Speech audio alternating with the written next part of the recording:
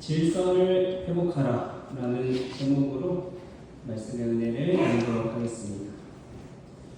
한 작년 이맘때였던 것 같습니다. 이 터널 안에서 역주행 차량에 의해서 30대 가장이 숨지고 함께 타 있던 가족들이 부상을 당한 사고였습니다.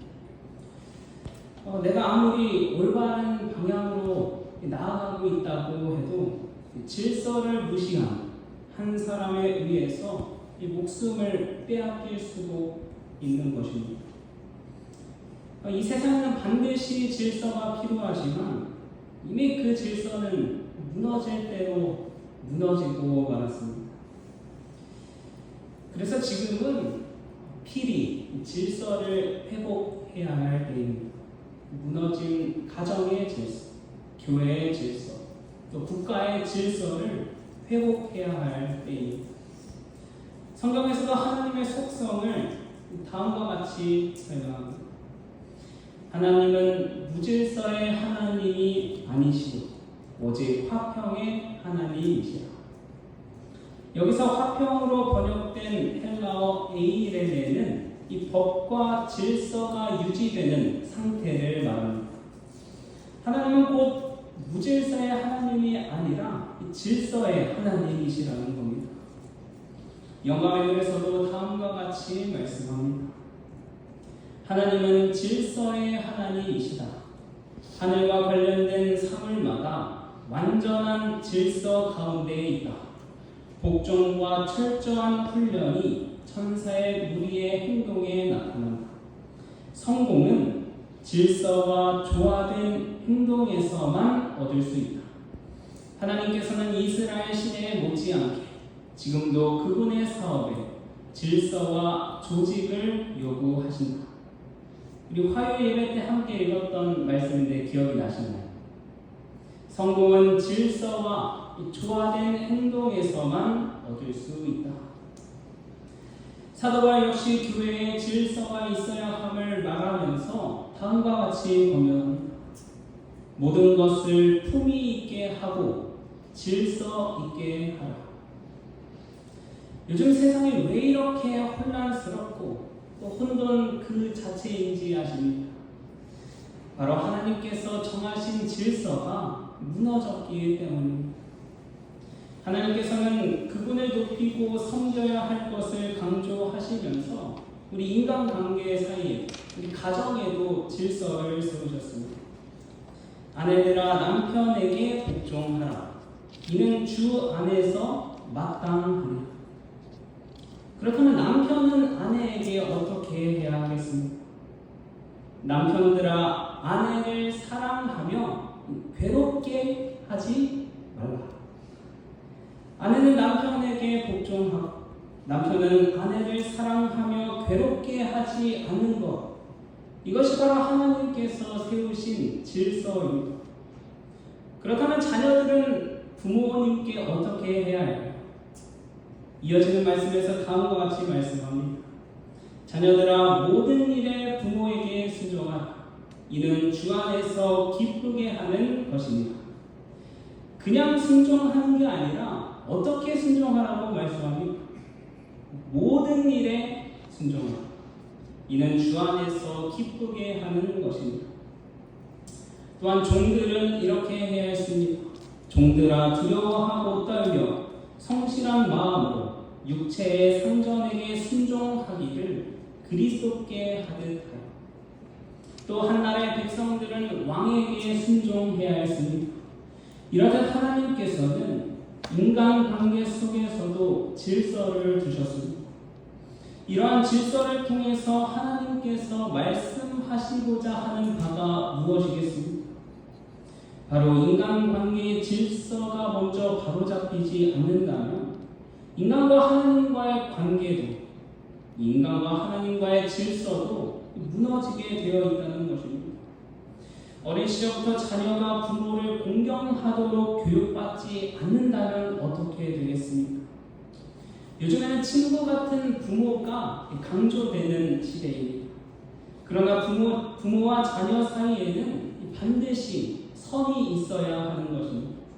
하나님께서는 부모와 친구하라고 말씀하지 않으시고 내 부모를 공경하라고 율법에 정확히 말씀하셨습니다. 영감의 글에서도 그 사실을 다음과 같이 말씀합니다. 옛날에는 부모의 권위가 인정되었고 자녀들은 부모에게 복종하였으며 부모를 두려워하고 존경하였으나 이 말세에는 그 질서가 뒤집혀졌다. 어떤 부모들은 자녀에게 복종한다. 그들은 자녀들의 뜻을 꺾기를 두려워하기 때문에 그들에게 굴복한다. 그러나 자녀들이 부모의 슬하에서 부모를 의존하는 한 그들은 부모의 지배를 받아야 합니다. 부모들은 그들이 옳다고 생각하는 바를 따르도록 요구하면서 과단성 있게 나아가야 합니다. 하나님께서는 이렇듯 부모와 자녀 사이의 질서 또한 분명히 하셨습니다. 쉽게 생각해봐도 과연 인간 부모에게 순종하지 않는 자녀가 하나님의 말씀에 순종할 수 있겠습니까? 창세기 9장을 보면 노아가 포도주를 먹고 취하여 벌거벗은 사건이 등장합니다. 노아의 아들인 함은 그 모습을 가장 먼저 보고 아버지를 무시하고 비난하였습니다. 그러나 셈과 야벳은 뒷걸음쳐 들어가 아버지의 허물을 덮어주었습니다. 이 포도주를 마시고 취한 것은 누구의 잘못이었습니까? 분명 노아의 잘못이었습니다. 그런데 저주를 받은 사람은 누구였나요? 함과 그의 자손이었습니다. 노아는 부도덕한 죄를 지었지만 이 함은 하나님이 세우신 질서를 깨뜨리는 죄를 범한 것입니다. 하나님께서는 함을 저주하셨습니다. 이렇듯 하나님이 세우신 질서를 거스르는 것은 매우 심각한 죄라는 것입니다. 이 부모의 인격과 상태 때문에 존중하고 높이는 것이 아니라 부모가 나보다 위에 있기 때문에 그것이 하나님께서 세우신 질서이기 때문에 우리는 부모님을 높이고 순종해야 하는 것입니다. 율법에 다른 조건 없이 딱 한 문장으로 명시되어 있지 않습니다. 내 부모를 공경하라. 그리하면 내 하나님 여호와가 내게 준 땅에서 내 생명이 길리라. 이 시대에 들어와서는 이 교권 침해는 왜 생겨났겠습니까? 이제는 학교에서도 위아래가 없는 것입니다. 교사들이 학생들을 제대로 교육할 수가 없습니다. 바른 길로 인도하기 위해 학생들을 지도하려고 해도 더 이상 교사의 권위는 이 학생들보다 위에 있지 않기 때문에 지도할 수가 없는 것입니다. 이렇게 하나님께서 세우신 질서를 무너뜨리는 것이 바로 사탄의 계략입니다. 우리 가정에서 남편과 아내 사이의 질서도 무너지고 있습니다. 앞서 읽었던 말씀이죠. 아내들아 남편에게 복종하라. 이는 주 안에서 마땅하니라. 이 말씀을 들으시면 아내 되시는 분들은 기분이 좀 어떠신가요? 기분이 좀 썩 좋지 않을 것입니다. 대부분의 아내들이 이 말씀을 보면 이 기분 나빠하는 것입니다. 고린도전서 11장 3절에서도 다음과 같이 말씀합니다. 그러나 나는 너희가 알기를 원하노니 각 남자의 머리는 그리스도, 여자의 머리는 남자요, 그리스도의 머리는 하나님이시다. 왜 여자의 머리가 남자냐는 것입니다. 그런데 우리가 이 말씀을 보고 반드시 이해해야 할 것은 남자는 결혼이라는 연합을 통해서 여자의 머리가 됨을 말씀하시면서 이 아담과 하와의 범죄 이후 하나님께서 그들의 질서를 세우시기 위한 명령이었다는 사실입니다.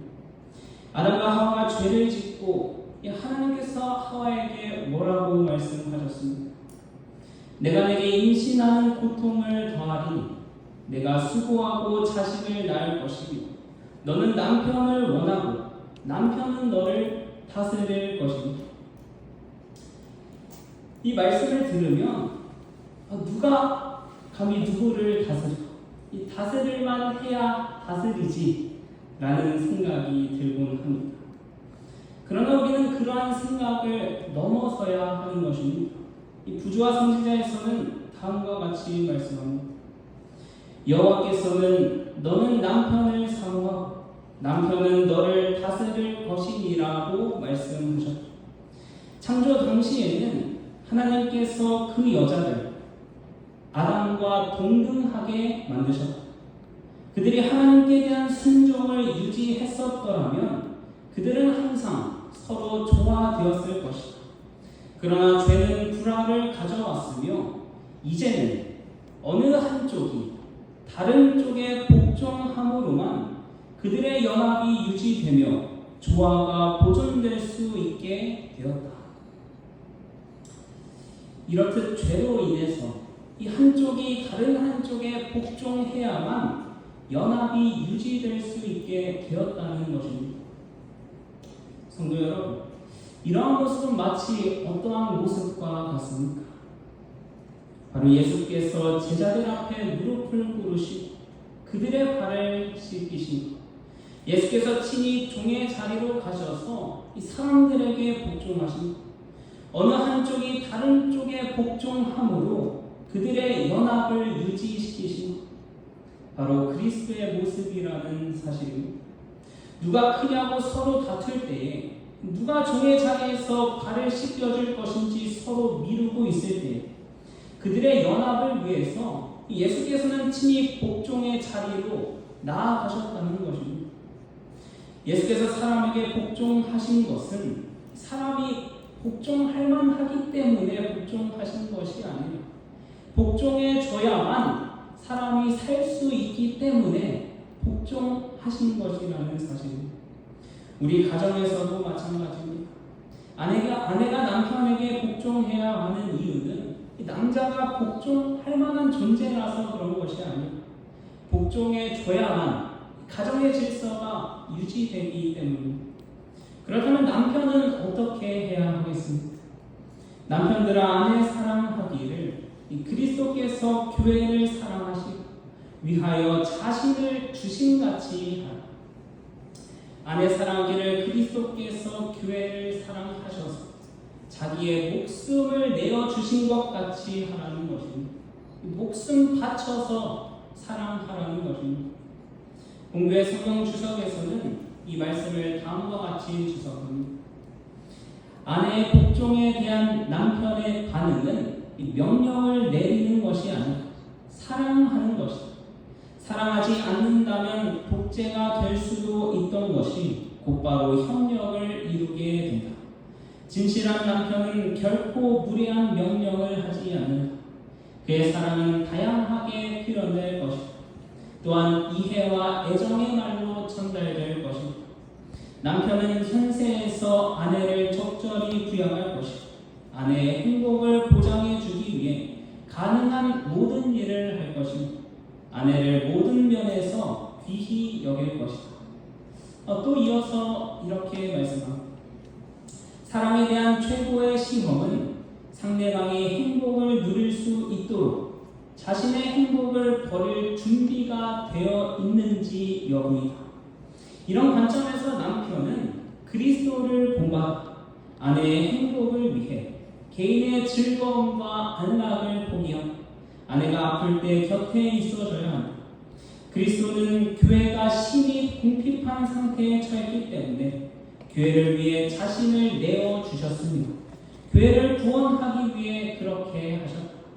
마찬가지로 남편은 아내의 구원을 위해 자신을 내어주고 아내의 영적 필요를 채워줄 것이며 아내도 상호 사랑의 정신으로 남편에게 그렇게 할 것이다. 이것이 바로 하나님께서 가정에 세운 질서입니다. 왜 하늘의 천사장 루스벨이 사탄이 되었겠습니까? 가장 높은 구름에 올라 지극히 높은 자와 비기리라 하고 바로 이러한 마음 때문이었습니다. 루스벨은 자신의 지위와 능력 그리고 영광이 있어서 하나님과 같아지기를 열망했습니다. 그러나 하나님의 품성과는 같아지려고 하지 않았습니다. 사단은 성공이 오직 질서와 조화로운 활동에만 수반될 수 있다는 사실을 잘 안다. 그는 하늘과 연결된 모든 것이 완전한 질서를 유지하고 있다는 것, 순종과 철저한 훈련이 천사의 군대의 움직임을 특징 짓고 있다는 것도 잘 안다. 그리스도인으로 공헌하는 자들이 가능한 한 하늘의 계획과 멀어지게 하는 것이 그가 고안한 활동이다. 하늘의 질서를 무시하고 깨뜨렸던 사탄은 인간 세상의 질서도 깨뜨리기 위해서 사력을 다하고 있습니다. 그 질서가 깨져야 인간과 하나님과의 질서도 깨지기 때문입니다. 하늘의 성공은 곧 질서와 조화로운 활동에만 수반될 것을 사탄은 이미 잘 알고 있기 때문인 것입니다. 그래서 예수께서는 그 무너지는 질서를 바로 세우시기 위해서 이 땅에 오셨습니다. 하나님께서 세우신 질서를 무시하고 깨뜨리는 우리를 위해 예수께서는 과연 어떻게 하셨습니까? 빌립보서 2장 5절 7절 말씀 우리 함께 읽겠습니다. 시작. 너희 안에 이 마음을 품으라. 곧 그리스도 예수의 마음이 그는 근본 하나님의 본체시나 하나님과 동등됨을 취할 것으로 여기지 아니하시고 오히려 자기를 비어 종의 형체를 가진 사람들과 같이 되었고 사탄은 하나님과 동등해지기 위해서 질서를 깨뜨렸지만 예수께서는 하나님과 동등됨을 취할 것으로 여기지 아니하시고 오히려 종의 형체를 가지셨습니다. 사랑하는 성도 여러분, 그렇다면 우리는 어떻습니까? 하나님께서 세우신 질서를 무시하고 나의 권위를 내세우고 있지는 않습니다.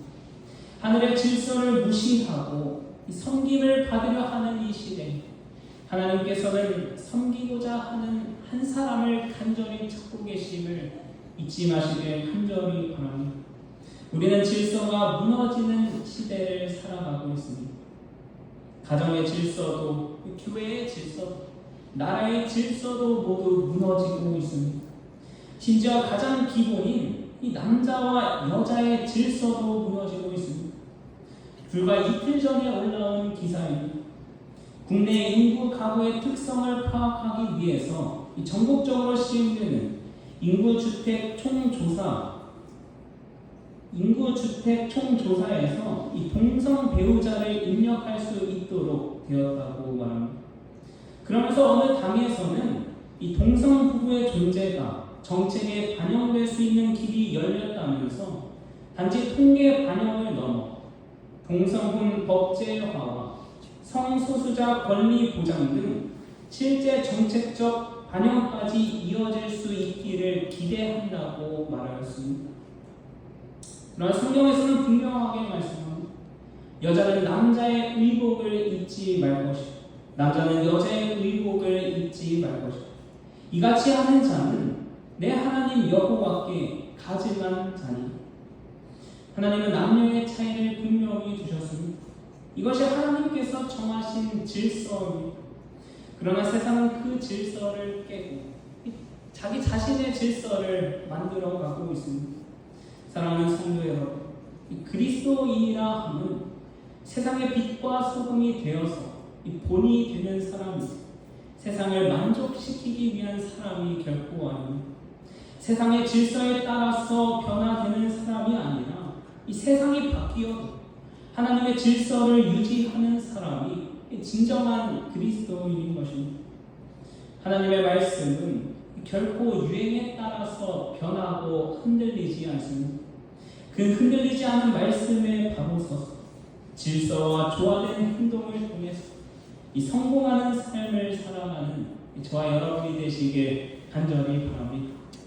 하늘에는 완전한 질서, 완전한 순종, 완전한 평화와 조화가 있다. 이 생에서 질서와 훈련을 존중하지 않는 자는 하늘에서 준수되는 질서도 존중하지 않을 것이다. 그들은 결코 하늘로 들어가도록 용납되지 않을 것이다. 그곳에 들어갈 자격이 있는 모든 사람들이 질서를 사랑하고 훈련을 존중할 것이기 때문입니다. 이 생에서 형성된 품성은 장래의 운명을 결정지을 것이다. 사랑하는 성도 여러분, 방금 읽은 말씀처럼 하나님의 질서를 지금 이 땅에서 사랑하며 순종하는 자가 반드시 하늘을 보게 될 것입니다. 하나님과 동등함을 취할 수 있었던 주께서 종이 되셨던 것처럼 우리 역시 섬김의 종으로 하나님을 섬기고 교회를 섬기고 가정을 섬기고 이웃을 섬기면서 살아가는 저와 여러분이 되시길 간절히 바라면서 말씀을 마치겠습니다.